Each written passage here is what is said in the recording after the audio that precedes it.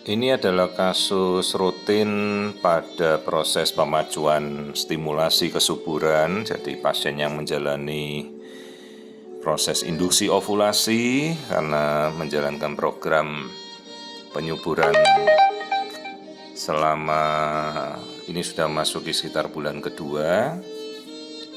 Pasien dengan riwayat infertilitas sebelumnya. Nah, di sini kita melihat bagian rahim dengan selaput lendir yang sudah menebal.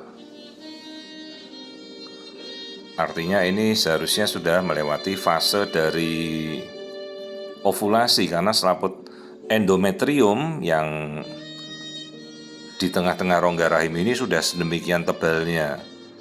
Jadi ini pasien sedang subur-suburnya pada saat dilakukan pemeriksaan. Jadi bagian tengah ini yang kita tunjuk ini adalah endometrial. Endometrium itu ada selaput lendir rahim yang fungsinya untuk menempel, menjadi tempat menempelnya si embrio apabila pertama kali dia terbuahi. Jadi masuk kembali ke rahim terus nempelnya di endometrium atau selaput lendir rahim. Nah, ini kita juga bisa melihat kondisi rahim dari bidang tampilan yang lain. Nah, seperti ini kita lihat postur rahimnya, rongga rahimnya dari 3 bidang. Bidang frontal, sagital, longitudinal, semuanya terlihat bagus. Nah, ini rongga rahimnya normal. Jadi sudah kondisi ini maksimal sekali untuk sebenarnya persiapan terjadinya kehamilan. Tinggal ya tidak selalu setiap program hamil itu berakhir dengan kehamilan. Namanya juga kita berusaha, berupaya. Ya selanjutnya ya berdoa. Nah, ini kita melihat rongga rahim yang normal, kemudian kita lihat bagian tengah rahim. Nah, seperti ini. Nah, ini rongga rahim bagian tengah itu sangat-sangat bagus, sudah penebalan maksimal sesuai fase kesuburan. Kita juga lihat aliran darahnya di rahimnya. Nah, ini pembuluh darahnya yang memberi makan endometrium apabila terjadi kehamilan sudah sangat optimal. Ya, mudah-mudahan bisa terjadi pembuahan dan embrio bisa menempel dengan baik pada dinding rahim si ibu. Jadi kita lihat ini pembuluh darah di rahimnya yang sudah sedemikian maksimal arus darahnya memberikan makan pembuluh darah untuk rahim. Jadi seperti ini kita bisa lihat aliran darah si dinding rahimnya yang sudah sangat-sangat optimal. Mudah-mudahan terjadi kehamilan setelah fase ovulasi ini terjadi.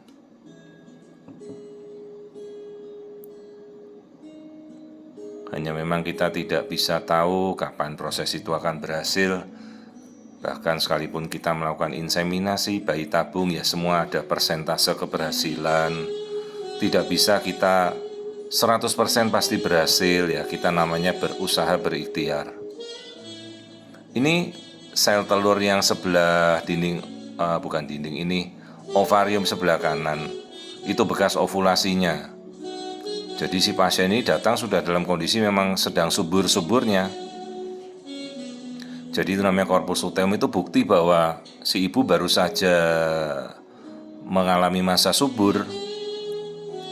Jadi ya sekarang ya sel telurnya sedang jalan-jalan di perut si ibu menunggu penyerbuan. Mudah-mudahan bisa hamil. Jadi ini hanya proses natural yang kita jalankan karena kondisinya semuanya baik. Jadi dalam proses natural itu ya kita membutuhkan si ibunya memasuki masa ovulasi, sel telurnya bisa kita kontrol. Nah, ini sel telur dari sisi kiri. Sel telur ini yang nanti akan dipakai pada bulan-bulan berikutnya. Ya, siapa tahu bulan ini sudah langsung tes spek positif dan dia sudah langsung telat ya. Kita berharap saja. Jadi namanya kita berupaya ya, ikhtiar ini sudah maksimal dengan sel telur berhasil kita pacu, sudah berhasil ovulasi, dan semuanya terjadi secara natural. Hanya kita berikan obat minum untuk penyubur saja. Nah, ini misalnya sel telur yang di kiri ini mau kita hitung ya, bisa saja ini untuk sel telur untuk bulan-bulan berikutnya. Masih banyak sekali sel telur yang masih bisa untuk kita pacu kelak.